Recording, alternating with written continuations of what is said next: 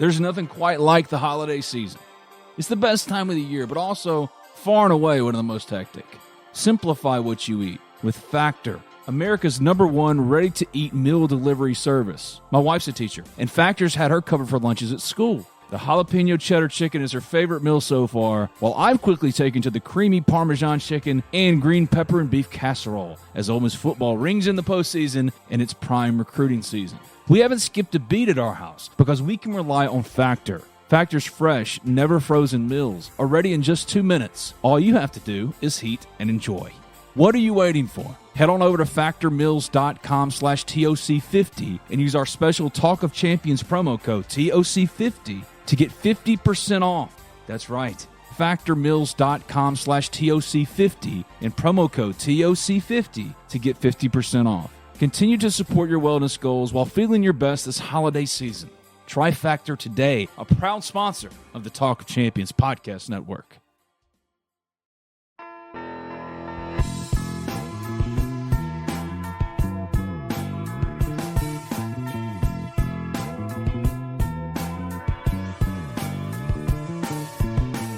Welcome into the Flagship on this November 30th, 2023. Oh my God, only 1 month left in 2023. We've reached the end of it all. Ben Mintz is here to close it out with me and usher in the winter wonderland Christmas time. Hey, Mintz. How we doing, Ben? Doing well. You were taping this, like you said, on the last day of November, and man, what an eventful year. And we got a lot to get into, man. Great season for Ole Miss. Obviously the portal's super heating up. Ole Miss basketball off to a great start at 6-0. Super excited about the Memphis game Saturday. We talk college football playoffs, man. There's a million things we can get into today. Well, we've been talking almost weekly for months now. We didn't talk before the Egg Bowl, and now that the Egg Bowl is come and gone, what a terrible game. But Ole Miss won 10-2, the second ever 10-win regular season.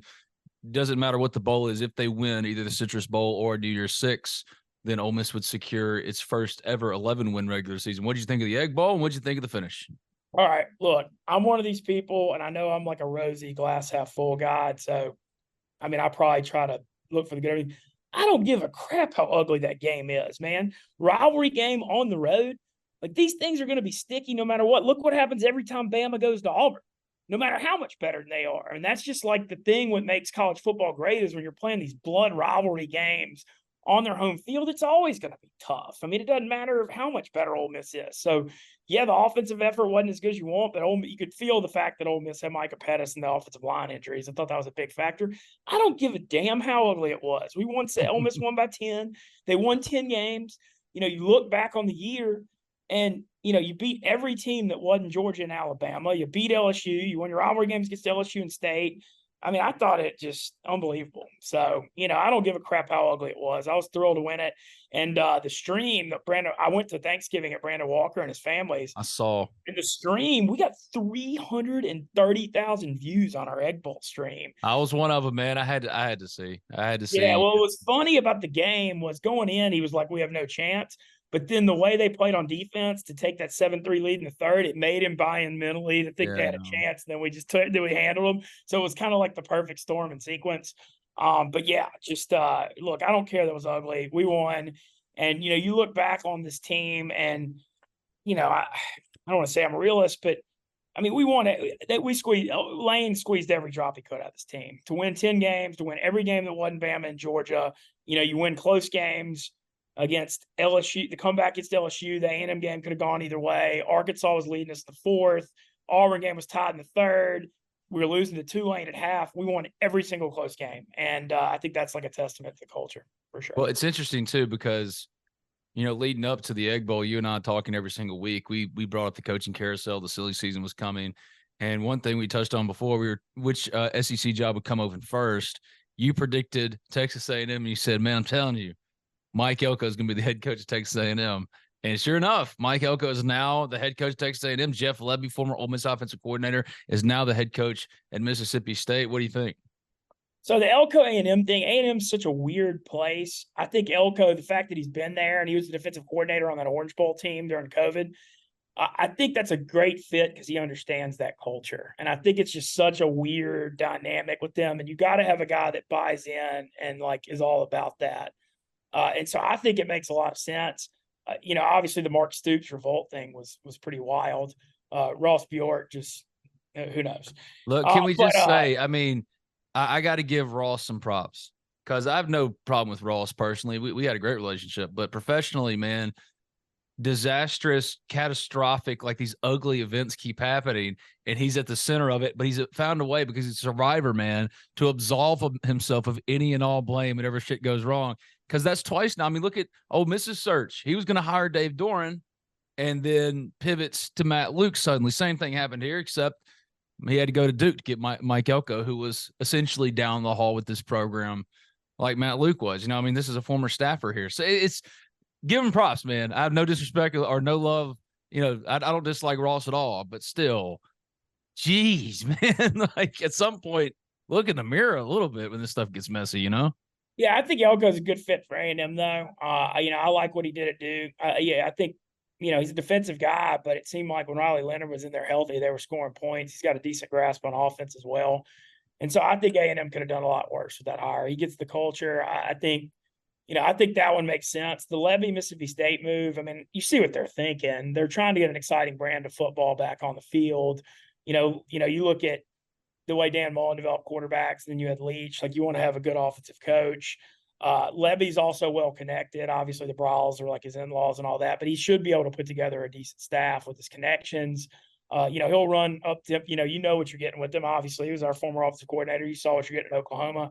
He'll make their brand of football at least exciting again. And, I think he's facing a real tough next year because they're losing a lot of guys and it's a little bit of a rebuild. But I get the move. I don't think it's a bad move. The thing with Lebby, it's going to be all about his defensive coordinator hire because he's an offensive guy. And so he better have a decent defensive coordinator or that could be a problem. But, I'm happy for Coach Leb. I've always liked him.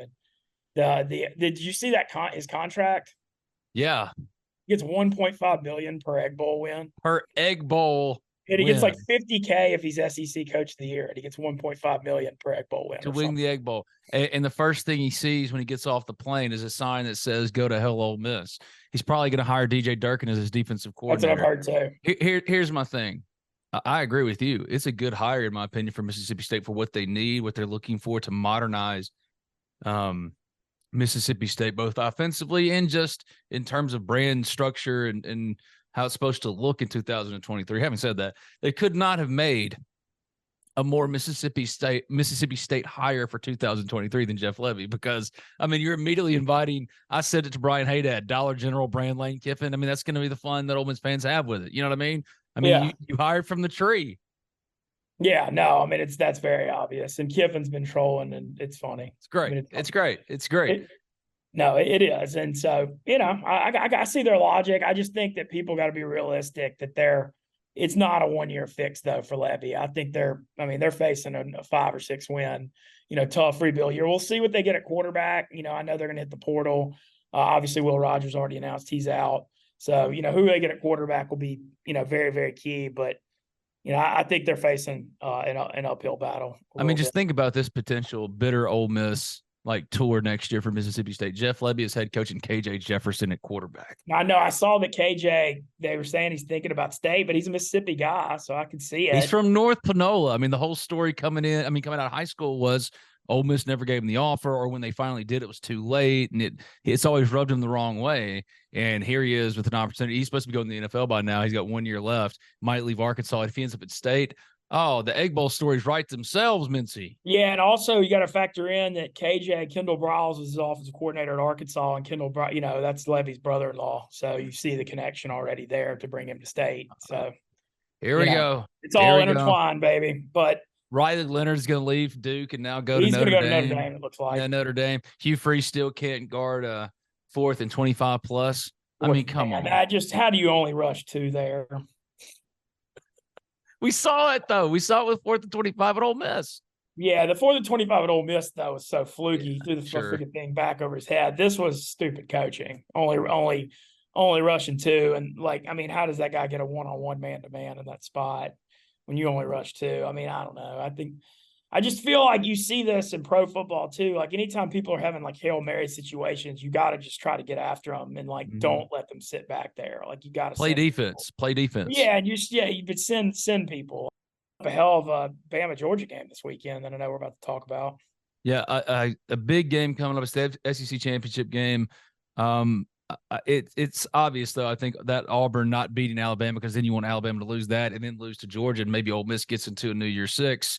Now it seems like the Citrus Bowl, whatever. Louisville, Florida State, we need Florida State to beat Louisville, because if Louisville beats Florida State, they get into New Year's Six, and we're definitely out. So we need Florida State to win that. I think is a real key one. Yeah, that's the key one. Okay, but most likely they're going to the Citrus Bowl. I'm trying to figure out and put my mind in the brain of the incomprehensible, which is the selection committee, the collective brain of the selection committee.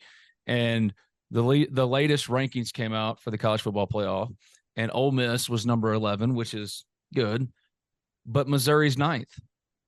They're just on the eye test stuff with Missouri, how they looked, blowing out Arkansas and Tennessee and fighting with Georgia. And it's, you look at Ole Miss has played a way tougher schedule. Ole Miss beat LSU, who Missouri lost to, on a common opponent thing. I think it's unfortunate, but it is what it is. And it just seems like Missouri probably is going to get the peach overs. See, I thought that was a blind resume. I thought it wasn't about necessarily the look test. I know, but they're now the committee's. They don't know anything.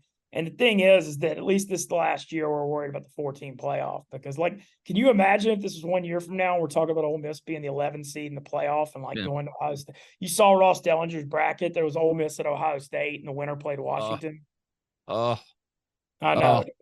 We'd be there with bells on, man. Oh, dude, we'd be getting ready for a playoff game in Ohio. Dude. But, I think one thing, though, going forward that isn't getting discussed as much as it should, that's the best thing ever for Ole Miss, is getting Bama and Auburn off the schedule is unreal for us. Dude, it's unreal.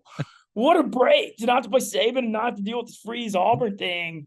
Next year, you look at it, I believe, it's, it's the home games are Kentucky, Oklahoma, Georgia, and the State, and the road games are South Carolina, Florida, LSU, and crap, I'm forgetting one. But Texas A&M. It's and A&M, but it's it's not having to play Bama and Auburn. The path to 10-2 gets a hell of a lot easier. Well, that's the crazy thing is, when you look at Ole Miss's returning offense potentially, they could have the vast majority, including their starting quarterback in Jackson Dart, back next season. You're talking about a true returning contender in the age in NIL, when usually it's completely overturned. Now Ole Miss is about retention and also filling need spots like the offensive line, maybe a wide receiver to replace Trey Harris, but they're ready-made to compete next year. And I'm with you. It's crazy to say Georgia's won back-to-back titles. They're the favorite to win again this year for back-to-back-to-back titles, and yet getting them at home is, for me, far more gettable for Ole Miss than getting Alabama, just because I've been around Ole Miss my entire life and Ole Miss doesn't beat Bama. Well, I'm glad, I know the freeze stuff is fascinating, but that Auburn game is I know we won this year, but it's, that's going to would be a headache this whole year with freeze. So I don't hate that's not on there either.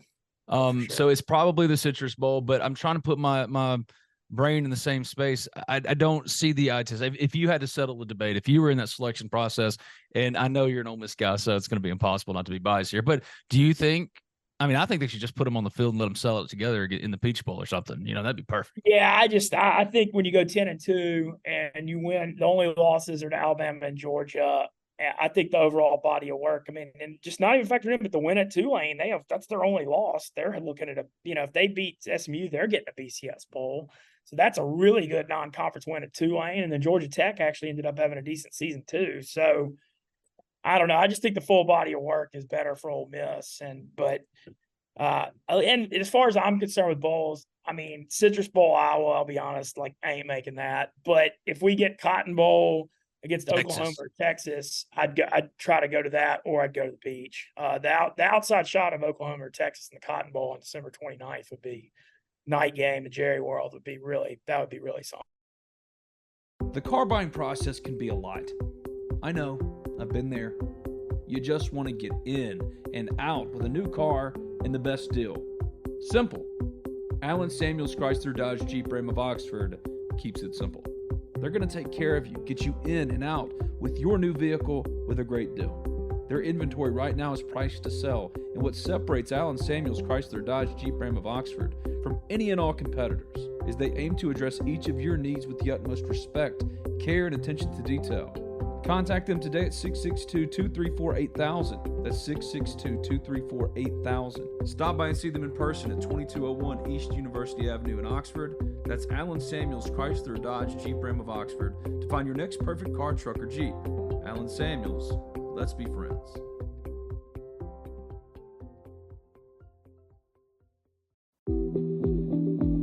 Introducing the new and improved BNA Bank mobile app.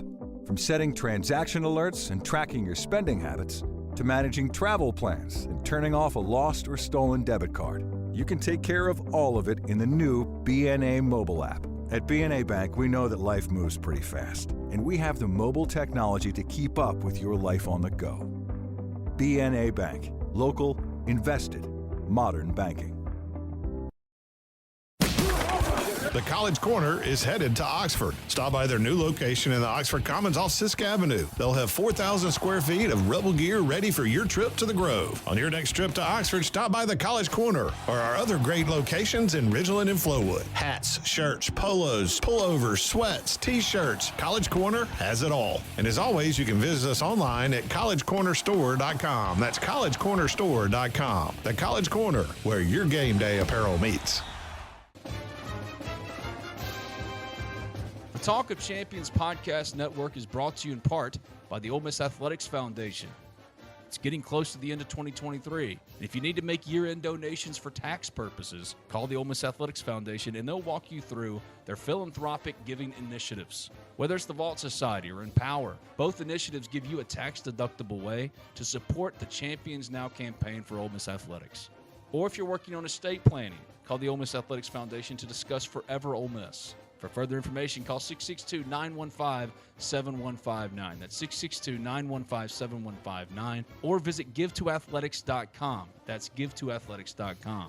It's the Ole Miss Athletics Foundation, a proud sponsor of the Talk of Champions podcast network.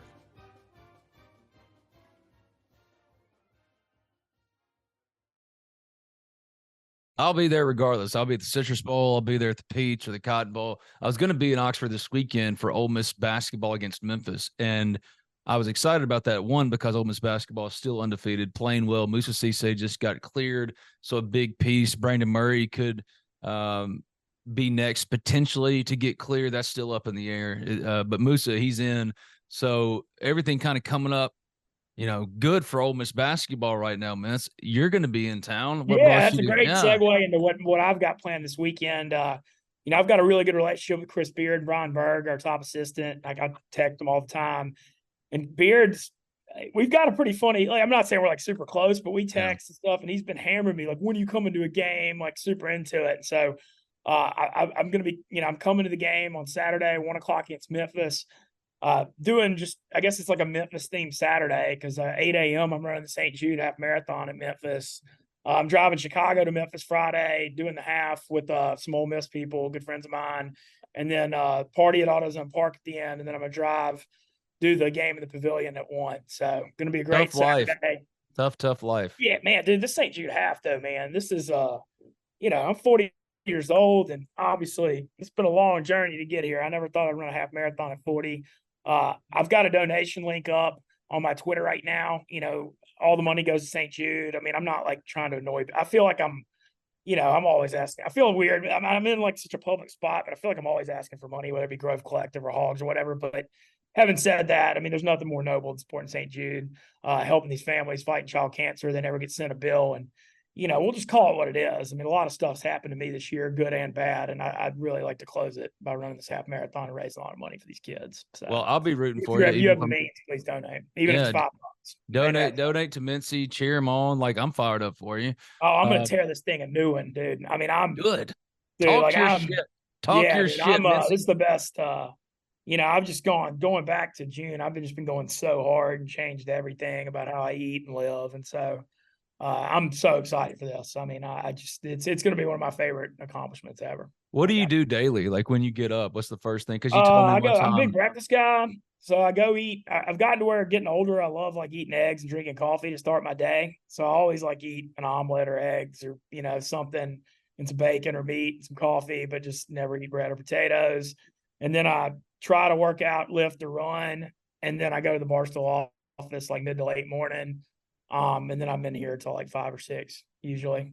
But yeah, Yeah, it's, and but then you just made it like sugar, you I told just me. watch the sugar. I mean, I enjoy Thanksgiving, but I really watch my sugar intake, and obviously I don't drink, and then I lift weights twice a week and I run 2 to 3 times a week. And I mean, I don't know, man, I just live for it. And I Hey, realize that. I'm just looking for tips, man, because I saw a picture of me from the ULM game and said, God dang, I really enjoyed football season. You know what I mean? I could get my ass Yeah, up well, and it's tough, going. dude. It happens, man. But I'm just excited. Like I said, the St. Jude thing's gonna be great. Pumped to be in the pavilion.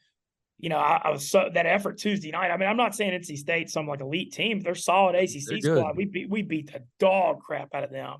Held them to 3 of 25 from 3, 9 blocked shots, forced 13 turnovers. And you mentioned if we can get Brandon Murray, Brakefield had 25, with him and Morrell and other Murray. If we can get Brandon Murray, it's just, do we have enough scoring? Because I think the rim protection and the coaching and the defense and the effort and the support in the pavilion are all there. I think we got all that. I just think if can we score enough points to be good. Well, see, here's my thing with this basketball team. This is no disrespect to Kermit. I love Kermit to death. That's my guy, man. But I love Kermit. These games, there's been a lot of consternation. Oh, Ole Miss has only beaten so and so by 1, Detroit Mercy by 1 or 3, whatever. Lesser Ole Miss teams, especially in the last couple of years, dropped those games. And the Temple win was a good win on the road. And the Temple win's a good win we on were the road. A slight favorite, pulled it out a close one on the road. I mean, that was a good win. Yeah, you got 4 returning players. The rest, all 16 or 12 of the 16, are completely new. They're what they are today. We're getting people. Cisse's eligible now, and we're waiting on Brandon Murray. The NCAA dragging their feet. Look. And what they are today is not what they're even going to be tomorrow, let alone 2 months from now. I mean, this is transfers, playing together for the first time. They may know each other, but they're playing together for the first time, getting guys like a Cisse, potentially a Brandon Murray. And the idea that this team is undefeated, and today I think Andy Katz released it. He's got Ole Miss as a tournament team right now. With Brandon Murray, I think they're a overwhelming favorite to be a tournament team.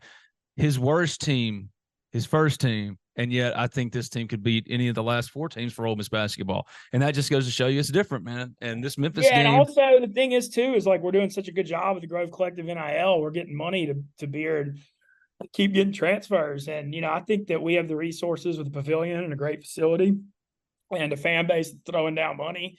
I think this could be I think this could be something really, really special. So I'm all in on it.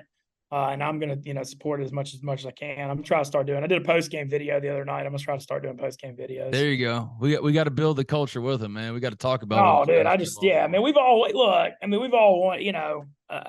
waited. We've all want to see Ole Miss. Ole Miss basketball, had some good years. Obviously won the SEC tournament and, almost made the Sweet 16. And then, when me and you were real young, the Justin Reed team that made the Sweet 16 against Arizona and, the Keith Carter, Rod Barnes teams, they were good, but I want us to be just a consistent tournament team and fun atmosphere in the pavilion. I think that's I think that's at a minimum that's coming. I think with Beard, it could be top 3 to 5 program in the SEC. I think it's very possible. Well, last thing, if you had a pick, who would be your 4 playoff teams right now? Okay, Georgia for sure. Michigan, you just can't get around it. It's just the winner of Oregon, Washington's getting in. It's very obvious. The 4th one's the debate, and this is what sucks, but I think, and I know the committee's like you factor in injuries and all that, but if Florida State beats Louisville, you can't punish them. Here's why. It's one thing if they just went undefeated in the ACC, but they scheduled LSU and Florida non-conference. And I think the fact that they scheduled both LSU week 1 and Florida at the end and go undefeated in the ACC, I just don't think if they'd have done what Michigan did and played, FCS or MAC schools non-conference and the ACC's weaker, I'd say you can't let them in. But the fact that they did that LSU week 1 and, not saying Florida's great, but at least they scheduled 2 powerhouse SEC programs. You go undefeated with that schedule, how do you let them out? I think that you just can't do it. So I think it's Georgia 1, Georgia versus Florida State in Sugar Bowl, and Michigan versus Oregon or Washington in Rose Bowl is what I think. The only thing that sucks is everybody's got that Georgia TCU game on their mind. And if Georgia plays Florida State in New Orleans, they're going to just bloodletting murder them. I mean, that that. And the thought with the committee, think about how hyped the Georgia-Texas game in New Orleans would be with Texas and the money and all that. So, but The thing is, though, I kind of like Bama +6 against Georgia. I think Bama's got a shot here. I think people are overreacting to the Auburn game, and I think Milroe's legs on the field at Mercedes-Benz on that turf, I think he's the great equalizer because his running can keep him in the game in the second half. And if Bama beats Georgia Saturday, dude, what the hell happens? They're in. It's going to be they're in, but like, what happens to Georgia? They're in too. Like, can you really knock Georgia out off one game? So then it would be Bama, Georgia, and then Michigan against Oregon or Washington. Mm-hmm. Okay. Yeah, I can tell. I just feel like with the Pac-12 ending, they want to do a last big Rose Bowl playoff game here with Michigan. Which is perfectly fine. Yeah, I think that seems obvious. But I'm all about Alabama this weekend. All about it. Give me that. You know, 2 years ago when they beat them in the SEC championship, you know what the line was in that game? It was Georgia by 6.5. And Bama History won. repeating. Yeah, I just think. Yeah, I don't know, man. I like Bama in 6. I really do. I'm not saying I love it, but I just think, you know, you look at the series. I mean, these games can go either way. These coaches know each other. Bama's got an elite pass rush too, and Carson Beck hadn't been getting touched, and I think they can hound him a little bit. So I'm on, and I think, like I said, I come back to it. It's just Milroe's legs on that turf are very hard to account for, and I think that could be, you know, a big thing. If it is a Citrus Bowl for Ole Miss, I mean, is it locked in that it's going to be Iowa? Can it be anybody else? It could be Penn State, maybe. Ole Miss Penn State would be cool. Like, I'd love to play a brand name like that. Nobody wants to see Iowa. They just drag the life out of it. They're going to muck the game up. My sister-in-law, she's from Iowa. She's got an Iowa helmet and an Ole Miss helmet in her office. So, I just like Iowa, playing Iowa, though. Like, think about this. If Ole Miss wins, it's like, cool, whatever. We beat Iowa. But if you lose, it's like really annoying. But like, if you beat Penn State or you beat Oklahoma or you play Texas, it's like brand names and exciting. So obviously that's what I want. Like I said, the Cotton Bowl thing, as long as they don't put together another Oklahoma State matchup, because we've had enough of that. But if it was Oklahoma or Texas in the Cotton Bowl, I mean, I think you'd be seeing an appearance from me on that for sure. Jaden Daniels is winning the Heisman, right? Because I had a buddy of mine try to argue that Bo Nix deserves it, and it's just not. No. Watch it. Like, I mean, I get that Nix is winning, but like, to do it against the SEC defenses compared to the Pac-12, and then just what Daniels has done this year. I mean, he's actually had like a statistically like better season than Burrow had in 19. Which everyone at the time said was the greatest. Lamar Jackson, Robert Griffin both won on 9-3 teams. You know, I don't think there's a precedent for Daniels not to win it here. So I hope he does. And, you know, I catch flack about it, but I support Daniels, and I'm real close friends with Joe Sloan, the LSU quarterbacks coach. I used to cover Louisiana Tech when he was offensive coordinator there for 5 years, and he's a really good dude. And the job he's done coaching Daniels, you know, Daniels last year was one read and then run, and now he's third progression, fourth progression, steps up in the pocket, then runs, and I think that's a testament to what my guy Joe Sloan's done, and I hope he gets a head coaching job soon. So I'm here to support my guy. It's here to support me too. His guy, Ben Garrett. It's Ben Mintz. Oh, one more thing. Wake up Mintzy. Hey, wake up Mintzy back Tuesday morning, 8 a.m. Let's go. Yeah, we're back. We're doing this week, working on production, dress rehearsals, all that stuff, segments. But it's coming back. It's going to be Tuesday, Wednesday, Thursday, 8 a.m., probably 8:45. So we're back. You know, I feel like it's kind of interesting. Like, this whole year has led to this half marathon and Wake Up Mintzy coming back. And like, now they're both happening. And dude, the Chicago thing is tight. Like, I mean, it's cold, but everything else, our office is great. The work environment's great. I got an awesome new place to live. It's really hard for me to find negatives right now. I mean, I'm just very excited about. Well, are we short still on the brick watches? Because we're still a little, but I sold a couple more. As he flashes it in the screen, I see. Yeah, no, we're not doing bad though. I think we're like mid-30s, so like it's not like it's unattainable. And I got some ideas, so you know we got to pick it up because 50. You said 50. Yeah, I should have said 40, but I think Dave. Anyway, I think we're good enough either way. But I'd like to get to 50. Well, he's been Mintz at Barstool Sports. He's just a hustler. You're doing so much, man. You're going all about town. You're going to go to the friggin' Memphis. Go to the Ole Miss Memphis game this weekend. Yeah, I'm doing that, and I got a poker tournament in Minnesota next weekend. Yeah, and then and it's tough being Mintzy, right? Man, it's just my theory on it is if you're always on the pulse of what's relevant, people are going to click on it though. So I try to be everywhere all the time, you know.